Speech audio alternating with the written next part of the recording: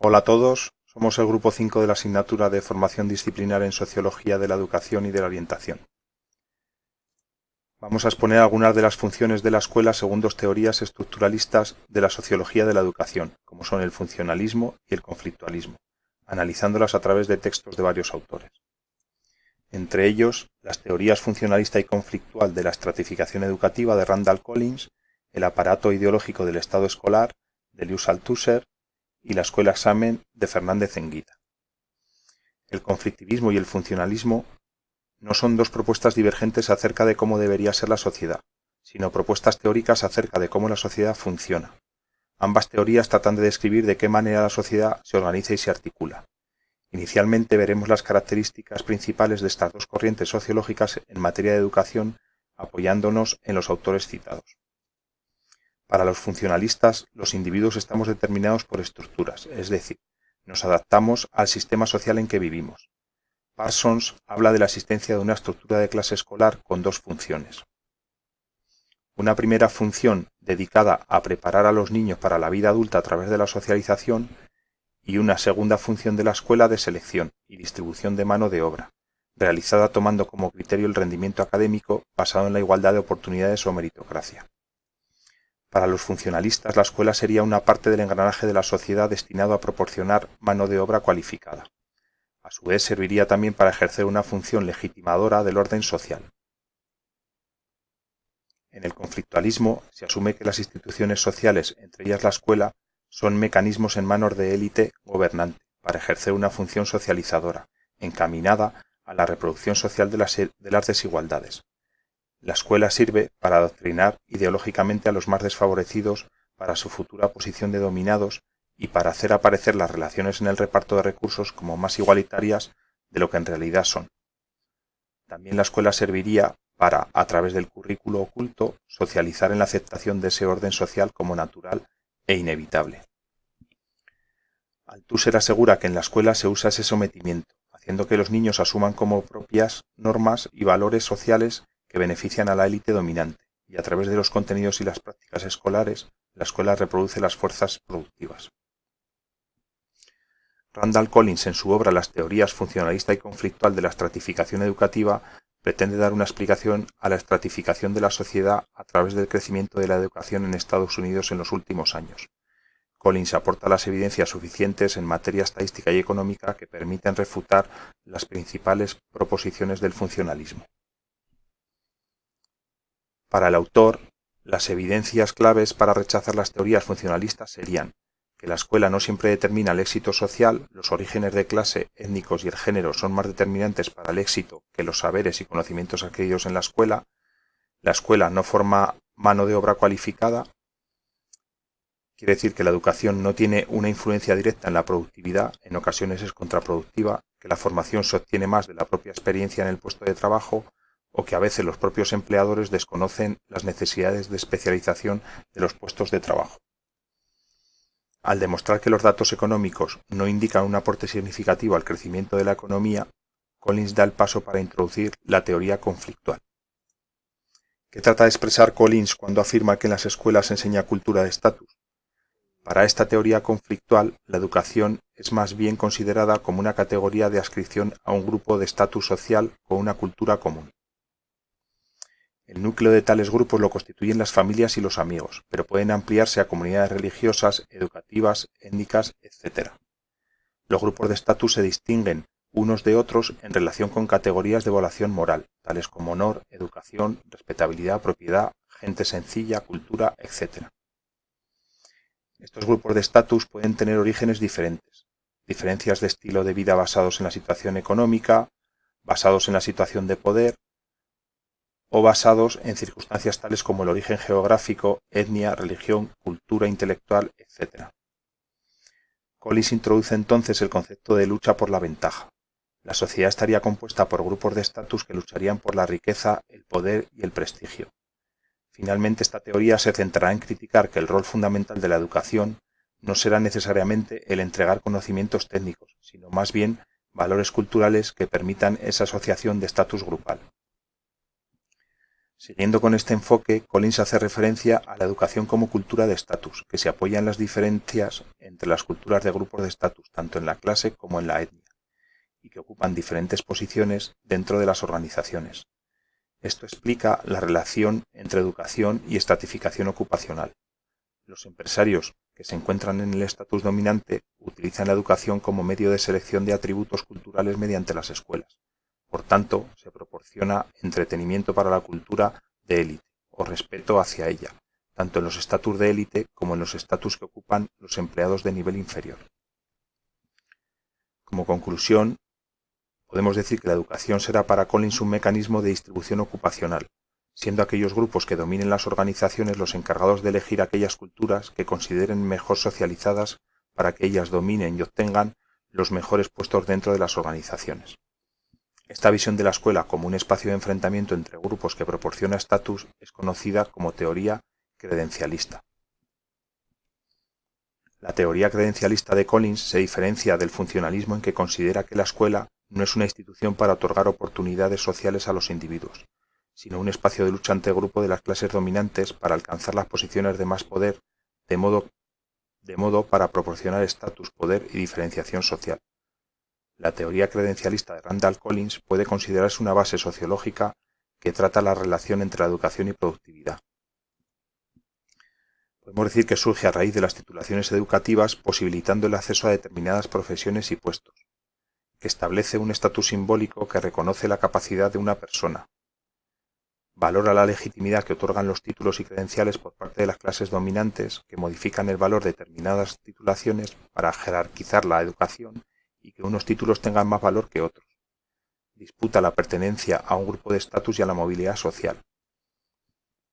Y da lugar a una estructura productiva, de tal manera que las clases más bajas accederán mediante su educación a puestos de trabajo más desprestigiados, y las clases más altas accederán por su educación a empleos de mayor prestigio social. Así, los miembros de las clases altas no tendrán trabajos que se correspondan con su nivel de cualificación, sino trabajos burocráticos o en empresas privadas, ya que son los que proporcionan un mayor poder porque así se ha establecido en esos títulos académicos. Hablamos a continuación de Louis Althusser y de su teoría del aparato ideológico del Estado escolar.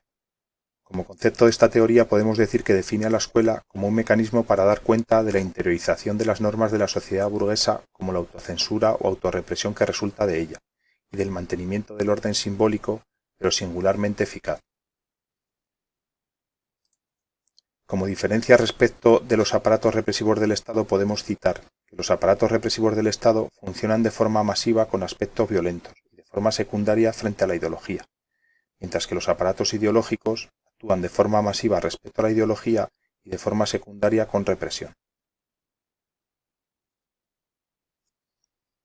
Todos los agentes de la producción, explotación y represión deben ser expertos en esta ideología, para dedicarse conscientemente a su tarea, ya sean explotados, explotadores, auxiliares de explotación o grandes sacerdotes de la ideología dominante. Esta fuerza tiende a asegurarse no ya en el aprendizaje de la producción misma, sino cada vez más fuera de la producción, mediante el sistema escolar capitalista y otras instancias e instituciones. Respecto a la escuela como aparato ideológico del Estado podemos decir que es dominante y con privilegio de producción. Las técnicas que inculca la escuela consisten en saber obedecer, y entre las virtudes enseñadas, la de la resignación es particularmente útil para las clases desfavorecidas. Así, las escuelas se conducen no solamente con sus profesores, sino también con sus alumnos, métodos apropiados de sanciones, exclusiones, selecciones y la determinación del doble funcionamiento, represión e ideología. ¿Qué papel juega la escuela como aparato ideológico? Los aparatos ideológicos del Estado pueden ser no solamente la apuesta, sino también el lugar de la lucha de clases. La clase en el poder no domina tan fácilmente los aparatos ideológicos del Estado como el aparato represivo del mismo. La lucha de clases está presente en la escuela bajo formas poco visibles, pero estima que puede desarrollarse y conducir a los alumnos a una toma de conciencia sobre la comprensión del modo de producción y explotación. ¿Qué aprendemos en la escuela? En la escuela se aprende a leer, escribir y contar, además de elementos de cultura científica o literaria utilizables en los diferentes puestos productivos. También se aprenden diferentes técnicas de instrucción para obreros, técnicos, ingenieros y cuadros superiores. La regla de los buenos hábitos también se aprende aquí, es decir, de la convivencia que debe observar según el puesto que está destinado a ocupar.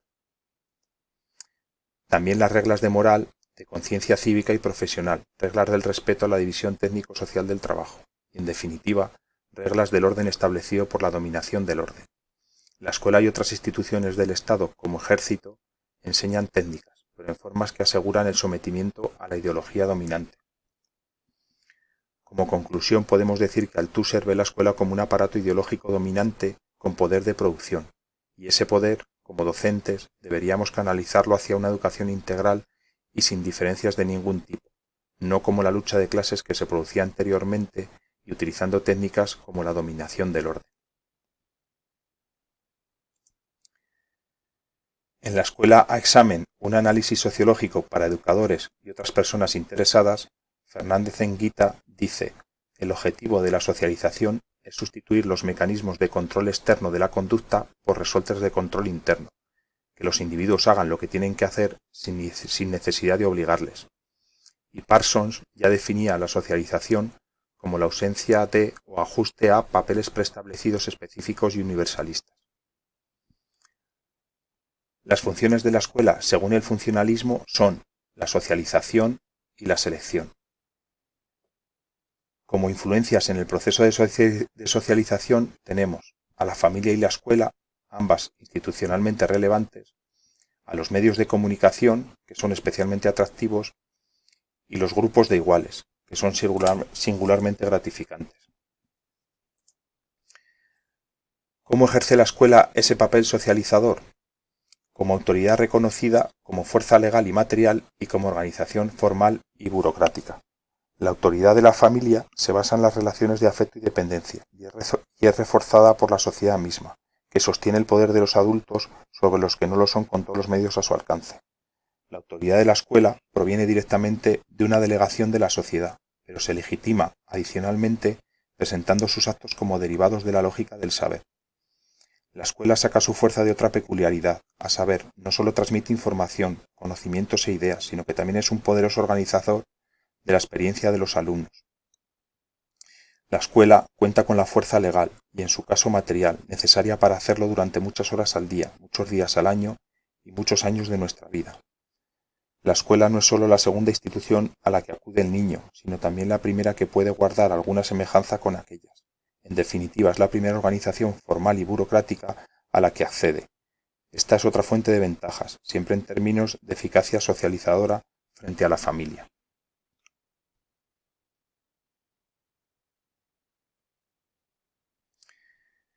¿Qué grado de importancia tiene el currículo explícito frente al oculto? Empezaremos definiendo ambos. El currículo explícito. Como institución socializadora secundaria, la escuela enseña conocimientos para el futuro laboral y también actitudes y valores para el futuro desenvolvimiento del individuo en la sociedad. El currículo oculto lo podemos definir como el conjunto de normas, costumbres, creencias, lenguajes y símbolos que se manifiestan en la estructura y el funcionamiento de una institución. Es todo aquello que sí se ve, que sí se oye, pero que transmite y se recibe de manera inconsciente, al menos sin una intencionalidad reconocida. En el caso que nos ocupa, se trata de la escuela, ya sea desde los niveles de infantil hasta la educación superior. Para los conflictualistas, la escuela serviría para adoctrinar ideológicamente a los más desfavorecidos para su futura posición de dominados, y para hacer aparecer las relaciones en el reparto de recursos como más igualitarias de lo que en realidad son. También la escuela serviría para, a través del currículo oculto, socializar en la aceptación de ese orden social como natural o inevitable. Así se conseguiría el consenso de los más desfavorecidos sobre el status quo. Sin embargo, conceder demasiada importancia al currículo oculto, tratando a los individuos como marionetas, parece en parte desacreditado actualmente, y las posiciones estructuralistas se sustituyen por modelos constructivistas, reconociendo tanto los diferentes papeles de la escuela como la capacidad de los individuos de oponerse creativamente a esos supuestos. La principal crítica de Fernández Enguita al conflictualismo hace referencia a que la escuela sirve para organizar la actividad material del alumnado fuera de las aulas, además de transmitirle información, conocimientos e ideas. Y concluye que funcionalismo y conflictualismo parten de teorías diferentes sobre el papel de la escuela en el desarrollo del ser humano. Como conclusión, la visión de ambas teorías difiere completamente. En el funcionalismo, la escuela es un lugar donde formar adultos y en el conflictualismo se ve la escuela como un lugar de adoctrinamiento. En conclusión, podemos decir que el funcionalismo socializa y prepara a los niños y niñas para la vida adulta y selecciona y crea de mano de obra cualificada a través de meritocracia. Y el conflictualismo asegura que la escuela adoctrina ideológicamente y que tiene una función socializadora encaminada a la reproducción social de desigualdades. Esto ha sido todo. Esperamos que los conceptos de los textos hayan quedado claros y la exposición nos haya parecido interesante a la vez que educativa.